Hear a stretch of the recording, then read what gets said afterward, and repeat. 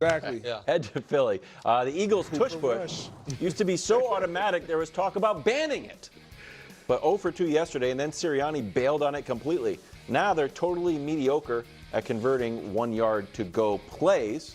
16th, they used to be at 81%. So, Brew, the Eagles bailing or failing at the tush push, something or nothing? This is something, because remember all that talk about we basically get 4 downs. To go First for and 9. Yeah. We I mean, start that's out first basically, and 9. that was true. Yeah. And so now they have to figure, you got to recalibrate and say, okay, we're just kind of like everybody else now, and we have to decide how we're going to handle these situations. And yesterday you saw they didn't handle them well. So, yeah, I think it's definitely something. And it should be nothing because of what you're saying. Because in this league, 100% of the times, defenses are going to respond, and they're going to figure out a way to stop whatever it is you do, eventually. And so that's what we're seeing. We're seeing defenses learning how to figure this out. And they're just not the same, obviously, with Jason Kelce not at center and getting that push. But you got to be more creative. Like, if you're going to go for it on fourth downs, like, you got to have either hit me in the mouth with something that's going to be effective with a running back that everybody's afraid of, or drop a play like every other coordinator has to do on 4th down. So it is definitely nothing for me, because it's like this play is. I think it's something. Also, listen, on the Kelce front, I don't know if there's a Hall of Fame player whose rep has ever improved more in a day where he didn't play than Jason Kelce yesterday. Smashes that clown's phone, and the tush push is totally incompetent without him. There is a level of, to quote Rocky IV, I guess, the Russian is cut in this, which is you fail on it once, it's like, oh, okay, maybe they didn't get their footing. You fail on it a second time in the exact same spot, and then you have an inches spot, and you don't even go to it, where I think I do think part of their edge on it wasn't just Kelce and his greatness on it, but was also the psychology of, I think a lot of teams were like, well, we can't, you know what I mean? Yeah. Like, we can't stop close, it. they're gonna make And it, right. and so I do think it's something, because this was a key part of their 10-1 start last year and their Super Bowl run the year before. This is I'm in bizarre world right now. First off, it's not like the Eagles were 100% with it. Nothing is 100%. Okay, they were 75% in 2022, which was a big deal. Obviously, it helped them get to a Super Bowl, and they were 81% in 2023. They have not had their fully healthy O-line.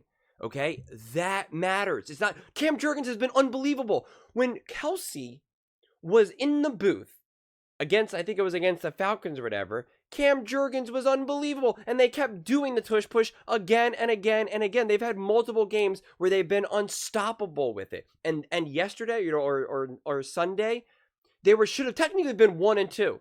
The one 2-point conversion should have gone through.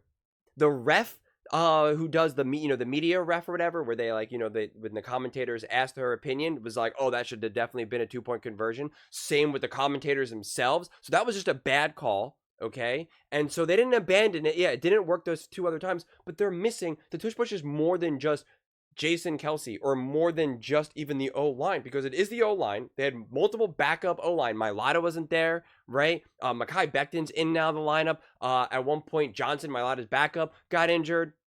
I think he's actually even technically maybe their 3rd string lineman, if memory serves me correctly. You have no Dallas Goedert. No A.J. Brown. That all helps with the pile, okay? It's not just Cam Jurgens, Lane Johnson, and so-and-so. Like, it's more than just that. It's the team as a whole that kind of gets behind it all. So they're not fully healthy up front in that regard. So yeah, they're not going to be as efficient. Like, why do people fail to understand that? It's not that hard to comprehend. And when you've only done it so many times in a season, if you do now go 0 for 2 or something with 1 yard to go and you don't get it, yeah, your percentage would drop.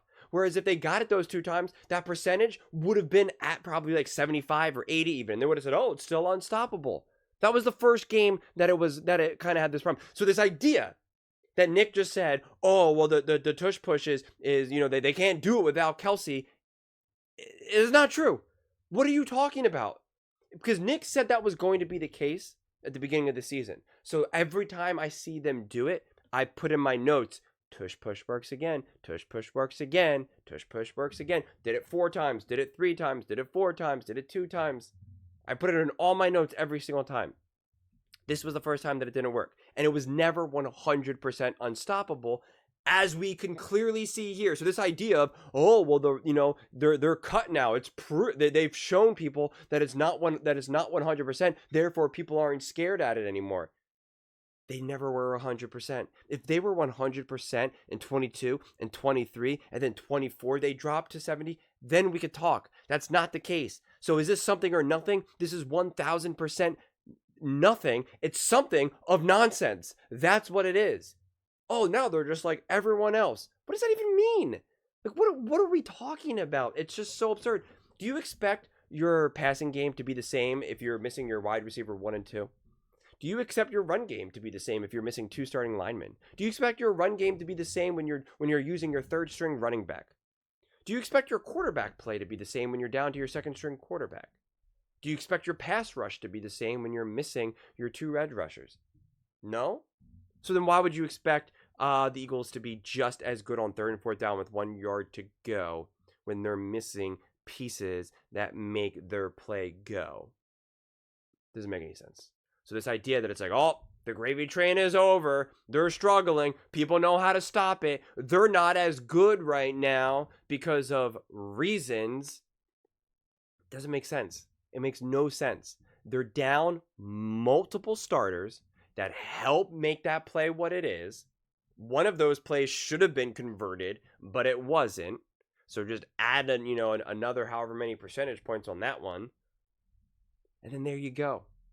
So this is 1,000% absolutely nothing, and just kind of absurd that now that they have a game where they went 0 for 2, that they're now going to magically, like, it's now magically a problem. It's a disaster. I mean, it's just, come on, man. We love just making something out of nothing. It's just complete nonsense, honestly. So yeah, be my guest if that's what you want to believe in.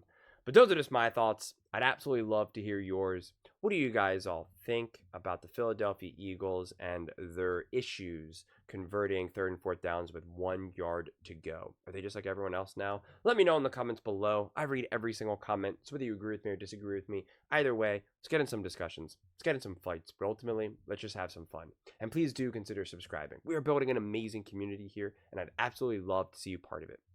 I want to build something that we all genuinely feel connected to, something that we're really excited to be part of. I think we're well on our way to doing it.